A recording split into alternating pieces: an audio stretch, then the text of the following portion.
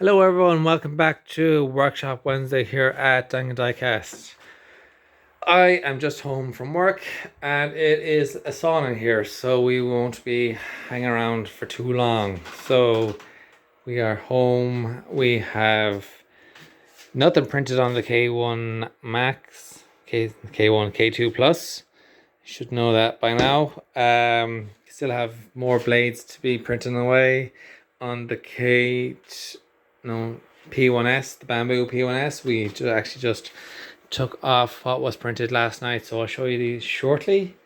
And then over our two towers, we are printing a bunch of nacelles. We're going to hope to do about 10 nacelles, and then we will start working on decals. We'll probably do a live stream over on our TikTok. So link to our TikTok is in the description if you'd be interested in watching that live stream. More than likely it'll probably be this Sunday or next Sunday once I've figured out the whole live streaming situation. And the printer here in the corner, we're just waiting for more filament to arrive. Going to switch out what's there at the moment, put that onto a smaller spool, and then we'll put that into the AMS unit of the P1S printer. Yeah, I ordered 5-6 spools of filament and one arrived yesterday, so that's up here printing out the nacelles.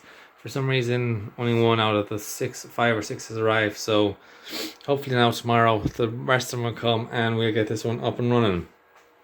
On to our little work area. Here is one that was printed last night. The one on the printer at the moment was the one set off before work, and we were printing these on the P1S. They are the legs of our blade gripper, so we're getting a bunch of those sorted out as there's been a lot of people asking for them.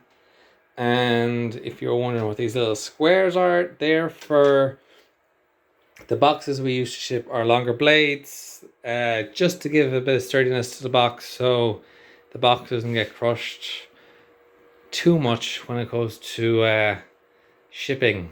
I can stick all the fragile labels on and it doesn't matter, somehow, some way someone can read and they crush the box and I'll have to ship another one, so we don't want that. So that's my little safety plan. And then over on a little diorama area, we have the derrick all assembled, and this piece was reeved. It took a couple of days. I'm not the biggest fan when it comes to reeving. Thankfully the A-frame was reeved for me. Thank you very much, Paul. Saved me hardship when it comes to that. But yeah, so we have the derrick sorted and I'm just laying out a few of the boom sections to figure out the configuration of the main boom.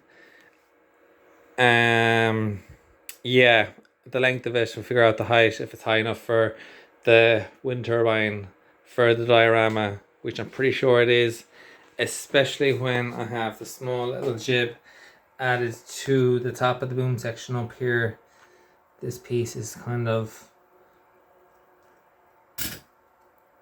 attached to there, and then you have this piece will attach there, this piece will attach there, and I actually ordered very small steel wire that will go from here to here, and I'll figure out the length of that, and then from there to this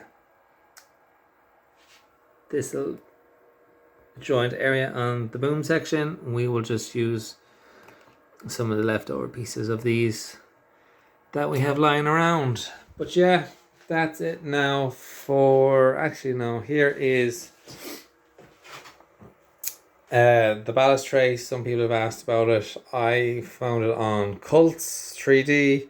I think it cost me the guts of a tenner, and then just decided I'll modify it a bit to make it easy into one print.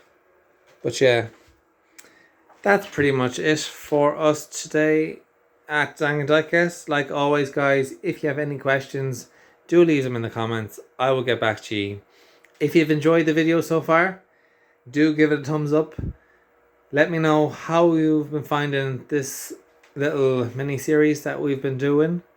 Yeah, just trying to keep you updated on how everything's going, and with our models and our designing. Actually, talking about models, we have up here, we have our boom tower sections for the Vestas is all here, and then our Nordex model is all there. So far we have our tower sections, we have the hub designed, we have the nacelle designed. So I just have to design the blade, and that's pretty much it. The Nordex model is going to stand about 1.8 meters tall, and the length of the blade is going to be, it's 114 centimeters long.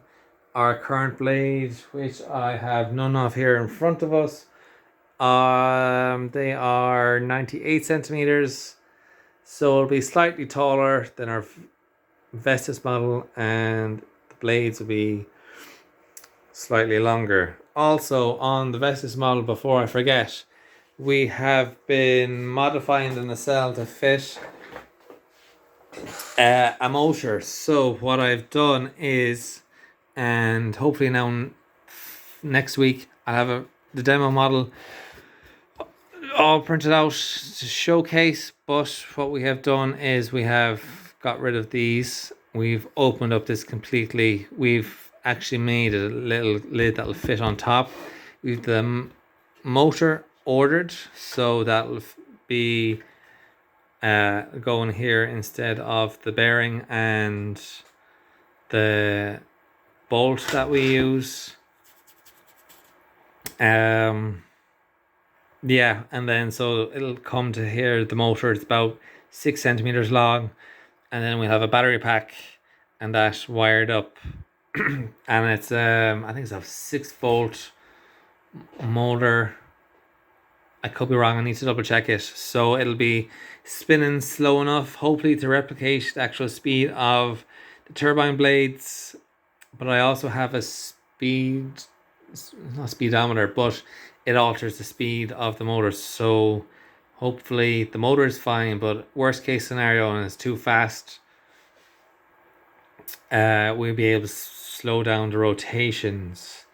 And then once I have that all done and assembled, I'll probably have it running on I'll do a couple hours just to see how the nacelle manages with the heat of the motor. Hopefully it can withstand the heat now. That would be great. All right, chat to you later.